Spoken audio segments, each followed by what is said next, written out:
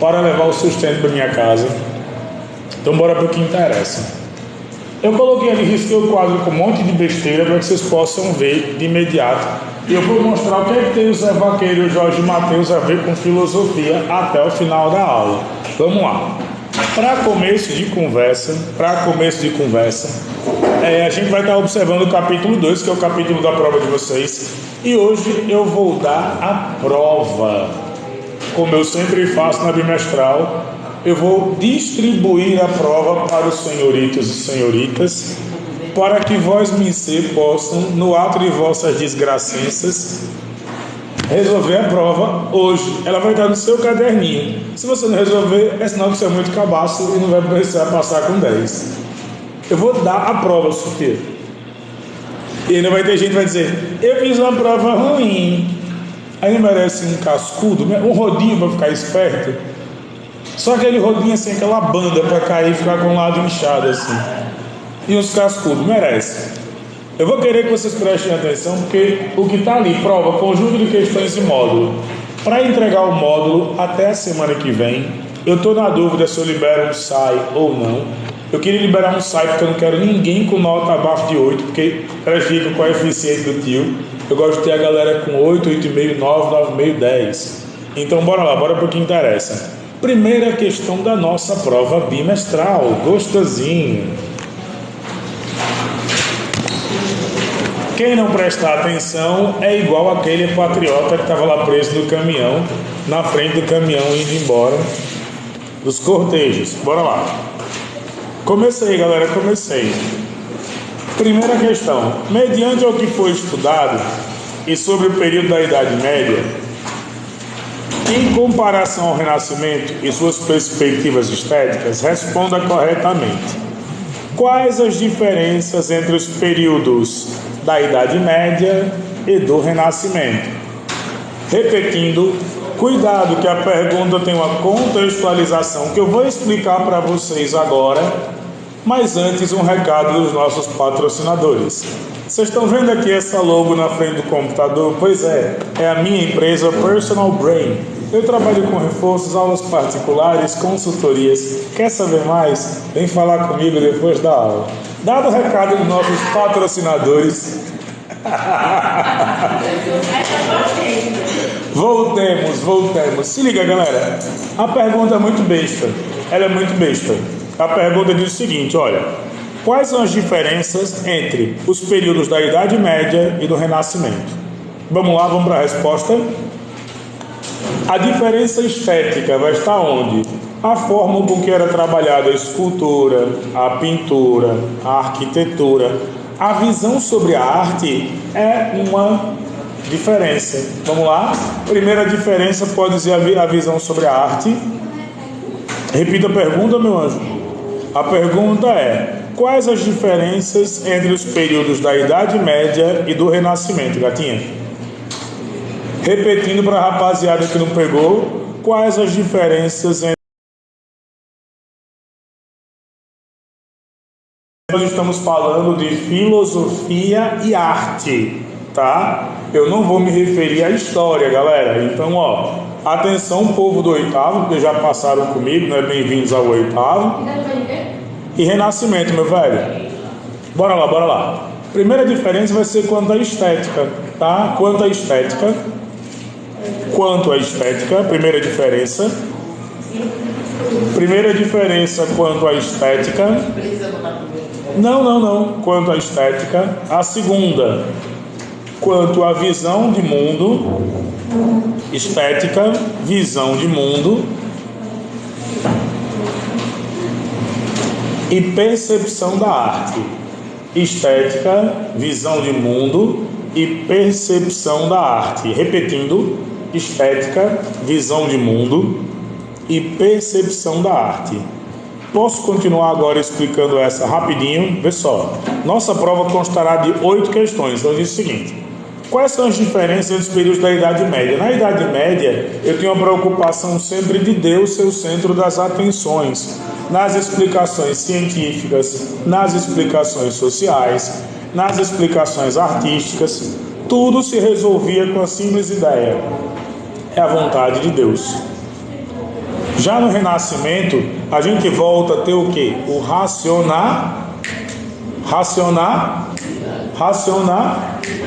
racionalismo, tá? Então, bora lá. Bom dia, não, meu querido. É aula de filosofia, conteúdo comparativos entre Idade Média e Renascimento. Diz, meu anjo. Ah, estava assim. Então, bora lá. Segunda questão, meus queridos. Eu vou voltar, eu vou passar a explicar para esse povo bonito, um a um, as 8 questões. Segunda questão, galera, vai envolver duas imagens, duas esculturas adequadamente. Uma escultura fala de Pietà, né, e a outra mostra o Davi de Michelangelo.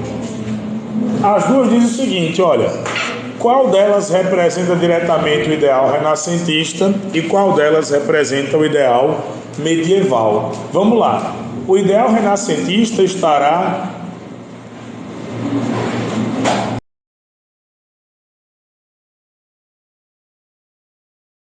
pessoal, tô zoando. Imagina eu, quem tá aí não vai ver. Imagina eu fazendo isso.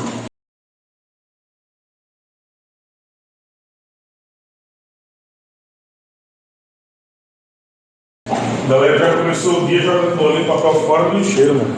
Bora lá. Segunda questão diz o seguinte: vocês vão trabalhar com duas imagens. Essa não precisa você fazer porque ela é totalmente descritiva. A primeira imagem vai ser ali uma Maria, né, uma Pietà, e a segunda vai ser um Davi de Michelangelo. São duas esculturas. Na primeira é uma escultura medieval, na segunda será uma escultura renascentista, tá? Então a primeira será a escultura medieval, a primeira medieval, a segunda renascentista.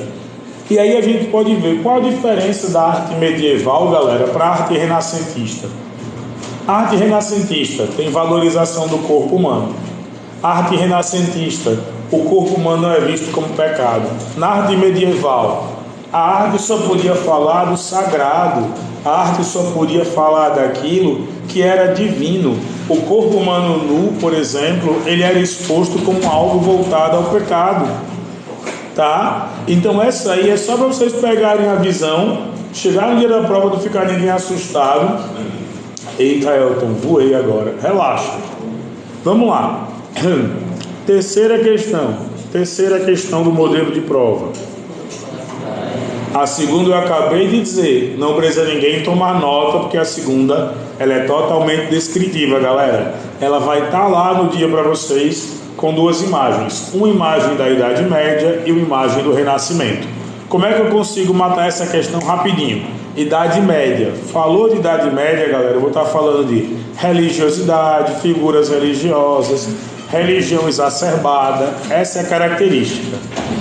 Falou de Renascimento, eu vou ter praticamente ali o homem como o centro das coisas, teoria antropocentrista, beleza? Tranquilo? Bora lá. Terceira questão, galera.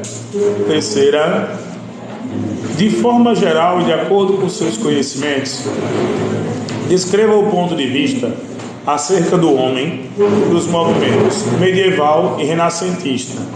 Repetindo a pergunta, de forma integral e de acordo com seus conhecimentos,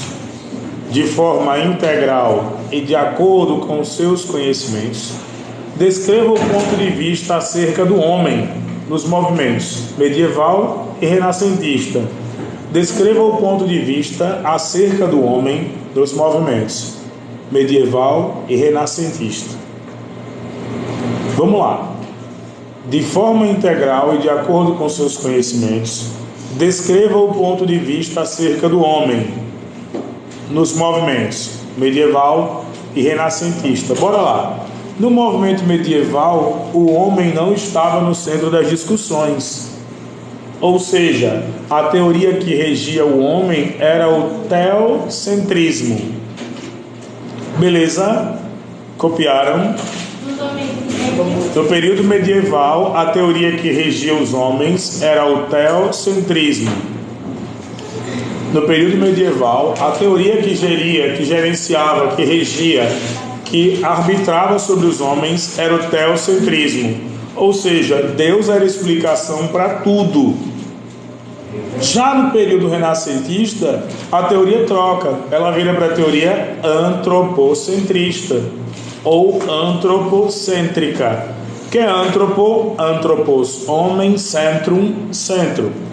O homem no centro de todas as discussões. Isso diferencia na terceira questão, povo bonito, que está prestando atenção, eu agradeço. Na Idade Média, teocentrismo, Deus ao centro de tudo, todas as questões filosóficas, políticas, morais, religiosas, tudo se explicava pela vontade de Deus.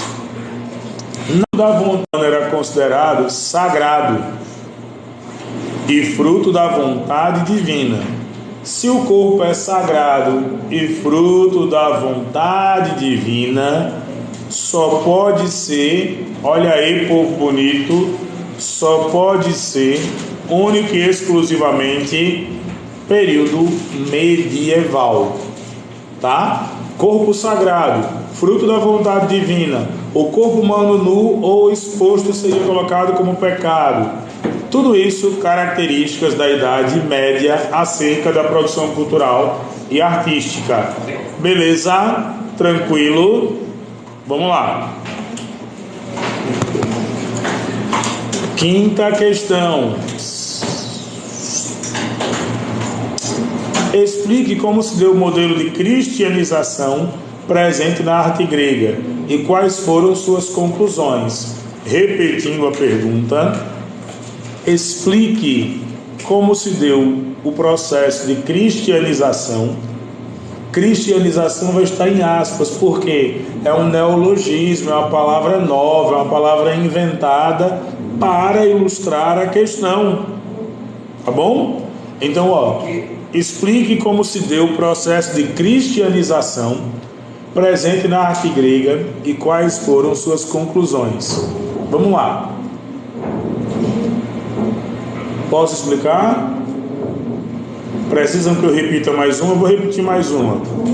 Explique como se deu o processo de cristianização presente na arte grega e quais foram suas conclusões. Vamos lá.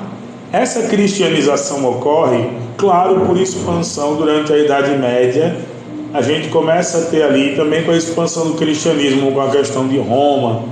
A arte grega era muito forte, porém, ela tinha características antropocêntricas, ou seja, características que fugiam da religião. Essa cristianização significou colocar a religião cristã dentro da arte grega. Significou colocar, meus queridos, a religião dentro da arte grega. Você começa a perceber isso, galerinha, aonde? Quando você começa a ver de imediato algumas alterações. Os afrescos, as abóbadas, a perda das acrópolis. O idioma grego passa a ter algumas expressões do latim. Tá? O acesso a livros, que era uma coisa aberta desde o período, se eu não me engano, do período neoplatônico, ele começa a ser restrito. Que é o período platônico, o período de Platão, neoplatônico. Após a morte de Platão, a gente chama de período neoplatônico porque eu vou ter ali, galera, redirecionando o pensamento de Platão. Lembra? Platão, Sócrates, Aristóteles e por aí vai. Então, galera, significa dizer muitas vezes nessa questão, explique como se deu o processo de cristianização, é você colocar a religião mais poderosa do mundo, que é o cristianismo, do ponto de vista filosófico e político, dentro da arte grega. Isso é a cristianização da arte grega. Tá? Inclusive com o Império Bizantino, que vai lá em 473 com a queda de Constantinopla, você começa a ver esses avanços. Tá? Você começa a ver, por exemplo, o avanço das pessoas que não falavam o latim, a expansão dos documentos por toda a Europa em língua latina. Tá bom? Então bora que bora. Passamos a quinta, sexta do modelo da nossa prova. Também vai ter uma imagem. A imagem é a criação. Eu trabalhar com 8, gatinha. Sabe por quê? Porque vocês têm um módulo para fazer da 357 a 360, que também vale ponto. Já fez? Ótimo. Então bora lá. Sexta questão de prova diz o seguinte: de acordo com a imagem, e vai ser trabalhado a imagem lá da criação, é o homem aqui e Deus assim. Aí também quer a resposta da quinta.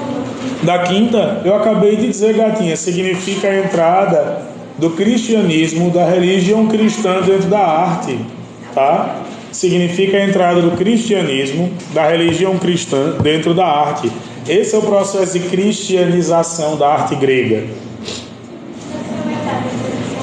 Eu vou estar no terceiro ano, terceira série do ensino médio, depois primeiro com cultura digital, depois eu vou estar no sexto e termino no segundo, tá?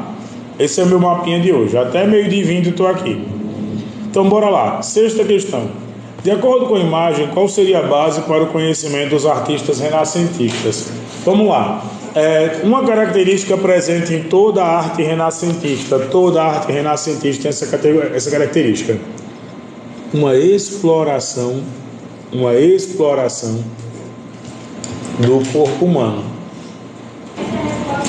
Mas a exploração bota entre aspas, por quê? O corpo humano era explorado cientificamente falando. Você tinha ali as melhores concepções para o corpo humano, você tinha descoberta da anatomia para a arte, você tinha ideia do desenho científico, tá? Para a arte, então era uma outra pegada, era uma outra vibe ali também. Então eu vou ter uma exploração do corpo humano. Por favor, coloquem a ideia de exploração entre aspas, para quê? Para não soar pejorativo, tá? Tanto é que a igreja não permitia que houvesse aula de anatomia na Idade Média, porque se houvesse aula de anatomia na Idade Média, o homem estava brincando de Deus. Como é que pode você chegar lá e você querer abrir um corpo e tentar descobrir a origem da vida, ou descobrir por que tem um movimento de sístole e diástole, por que o pulmão se expande e as costelas são fundamentais na expansão do pulmão? Nosso pulmão se expande de maneira maravilhosa. Quem quiser, bota lá nas redes sociais, no YouTube, onde for, um pulmão sendo inflado artificialmente. Ele é lindo de ver. O ser humano é uma máquina perfeita. Tá? Bora lá. Sétima questão, perdão. Cite características do Renascimento incorporadas ao nosso cotidiano, quanto aos aspectos naturais. Bora lá. Cite características do Renascimento incorporadas ao nosso cotidiano, os aspectos culturais. Repetindo, cite características do Renascimento incorporadas ao nosso cotidiano, nos aspectos culturais. Vamos lá? Repetindo mais uma vez, cite características do Renascimento incorporadas ao nosso cotidiano, nos aspectos culturais. Posso? Vamos lá. Primeira delas, apreciação da arte. Apreciação da arte. Apreciação da arte. Segunda delas, posso? Produção da arte com propósitos comerciais. Produção da arte com propósitos comerciais. Produção da arte com propósitos comerciais. Apreciação da arte, produção da arte com propósitos comerciais. E vamos lá? Divulgação de teorias e métodos. Divulgação de teorias e métodos. Divulgação de teorias e métodos. Divulgação de teorias e métodos. Por que, galera? Vamos lá. Por que tem divulgação de teorias e métodos? A ciência trabalha com experimentação, obviamente. Só que experimentação sem teoria é brincadeira. E teoria sem método não funciona. Até porque o método faz valer a teoria e a teoria se faz valer de um método. Um depende do outro. Imagine se eu chegasse aqui na sala agora como professor de filosofia e fosse dar aula de matemática. Simplesmente porque eu quero. Não tem um método. E melhor ainda, imagine se ao dar aula de filosofia hoje aqui para vocês, eu usasse qualquer método que não fosse compatível com a série ou ano letivo de vocês. A função do professor de filosofia na escola é formar diretamente um pensador. É formar um pensador. Tá? Não é formar um reprodutor das falas. É formar um pensador. Imagine, se eu chego aqui agora... Não, porque Sócrates e Platão... Basicamente, vocês têm que ler a República, porque na página tal do livro A República... Mas peraí, você não sabe nem quem foi Platão... Não sabe nem quem foi Sócrates, quem foi Aristóteles, não lembra dos filósofos da natureza, dos sofistas. Então como é que eu vou chegar atropelando o método? Então, galera, a gente passou a abraçar o método com o Renascimento. Antigamente as pessoas não tinham a preocupação de produzir, e quando produziam de qualquer maneira, de qualquer jeito. Hoje é 10, né? Gatinho, hoje é 10. Então, assim, não tinha uma preocupação técnica. Vocês são, assim, como turma, são maravilhosos, porque você vai lá, você sobe o nível. Eu já fui passear no 9º ano com vocês em conteúdo e vocês acompanharam, então só no 7º. Então isso deixa a gente muito feliz. Se eu subir a régua mais um pouquinho e for para o médio, vocês acompanham. Se eu subir a régua mais um pouquinho e for para o 3º ano do ensino médio, vocês acompanham. Isso me deixa muito feliz. Só que é uma pena que às vezes a galera diz: mas o método é a pior parte. Mas o método... Não, gente. Sem método não se atingem metas. E a ciência moderna trabalha com metas. Tá? Então, basicamente, esse é o meu comentário acerca da nossa 7ª de prova. Última de prova. Vamos lá. Apresente a principal mudança nas características das produções artísticas referentes ao Renascimento. Repetindo a pergunta, tem uma moça linda ali que está dando a mínima para mim. Tô tipo, é isso mesmo, vou falar. Tô zoando, gatinha. Se liga. Última pergunta. Apresente a principal mudança nas características das produções artísticas no período do Renascimento. No bom português, quais foram as mudanças que ocorreram na produção artística durante o Renascimento? Repito, apresente a principal mudança nas características das produções artísticas no período referente ao Renascimento. Precisa que eu repita mais uma vez? Repetirei com o maior prazer. Vamos lá? Apresente a principal mudança nas características das produções artísticas no período referente ao Renascimento. Povo bonito, ouve aí. Isso que significa? A pergunta quer saber o que foi que mudou na produção artística durante o Renascimento. Vamos lá. Profundidade na pintura. Profundidade na pintura. Profundidade na pintura. Profundidade na pintura. Profundidade na pintura. Valorização da anatomia na escultura. Valorização da anatomia na escultura. Valorização da anatomia na escultura. Valorização da anatomia na escultura. Valorização da anatomia na escultura.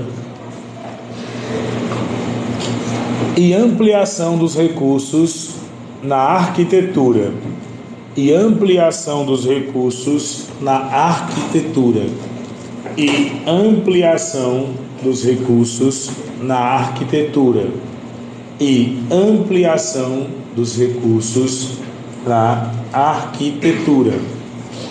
E ampliação dos recursos na arquitetura. Certo? Galera, eu botei ali algumas brincadeiras no quadro, olha. A diferença entre estéticas no período medieval e renascentista, beleza. Depois, prova, conjunto de questões e módulo. Eu fiz uma pergunta ali, tem que entregar até semana que vem o módulo, tá? Aí tem assim, o que é o mito, né? Se disser que é o Bolsonaro é brincadeira, não. O mito vai ser muitas vezes uma explicação filosófica para algo que é fora do comum, que é extra-humano.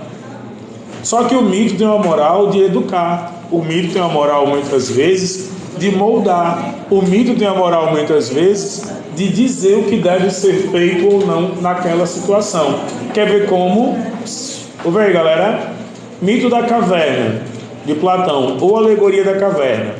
Imagine que você está lá, trancado numa caverna, nasceu, cresceu, vive trancado numa caverna. As sombras que são... Platão, quando fala isso, ele retoma a ideia do que é verdade e do que é ilusão dentro do mito da caverna. Tem pessoas que vivem o mito da caverna a vida toda.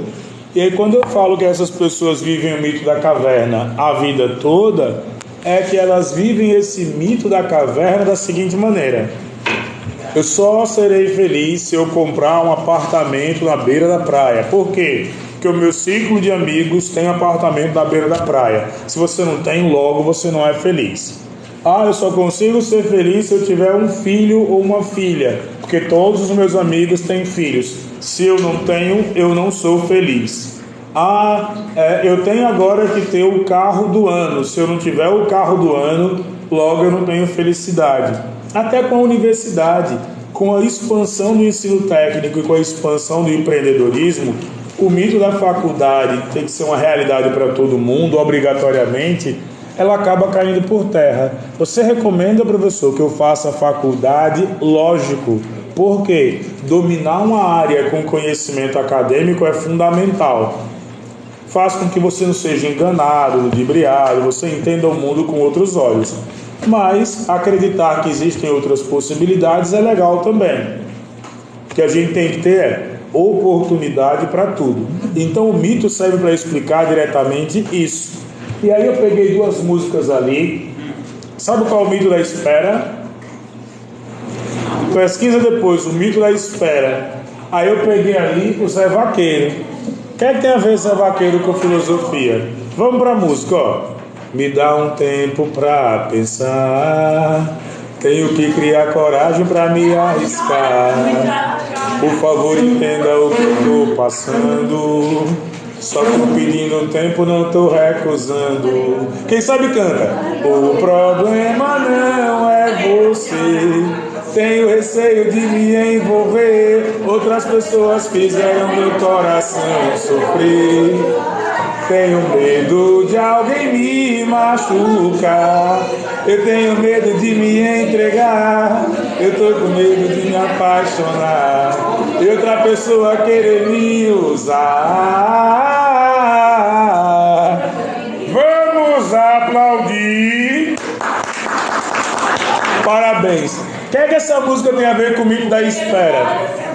Cara, tem um filósofo chamado Nietzsche que ele trabalha com o niilismo. O que é o niilismo? É o pessimismo constante. O cara acredita que nada vai dar certo. Só que, ouve aí, galera.